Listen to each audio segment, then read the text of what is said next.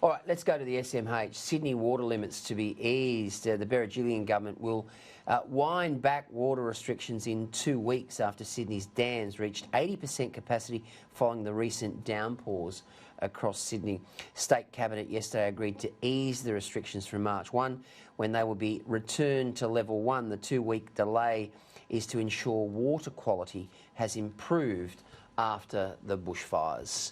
Well, I must say, Scott Emerson, that's great news for Sydney. I mean, they've been in the grip of this terrible drought, and to have water limits eased very, very shortly is terrific news. Oh, it is great news, and but it is extraordinary. The other day I went back to have a look at the news reports to see when the BOM put out that forecast for how what summer was going to be, November the 29th.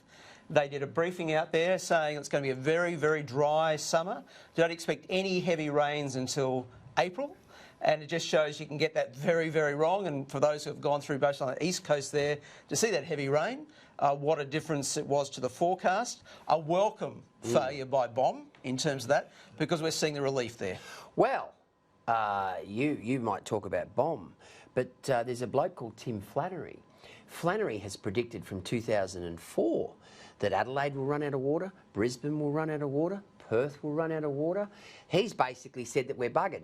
Now, I don't see these guys out and about at the moment when it's when we've had plenty of rain, but he's another one of these sort of far left sort of eco-climate warriors, but egg on his face at the moment, Damien. Absolutely. One of his other famous quotes is that there's no point building dams because we'll never fill them with rain.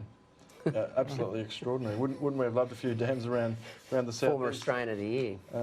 In the last few weeks, you know, it's extraordinary that, you know, climate science is the one discipline where you can continually fail to meet the standard and continually write books. But I don't think it was just Flannery on that one. I think Andrew's government was basically on that view as well. That no point having dams in Victoria, new dams People's down Republic there. of Victoria. Yeah, because it was never going to have any rain in the future, so don't worry about it.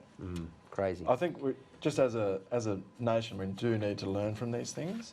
I think there's a great lack of reflection when we see these, you know, predictions broken, records smashed, that we never look back and go, well, maybe we should be, you know, looking at the common sense approach rather than, you know, believing all these reports we see.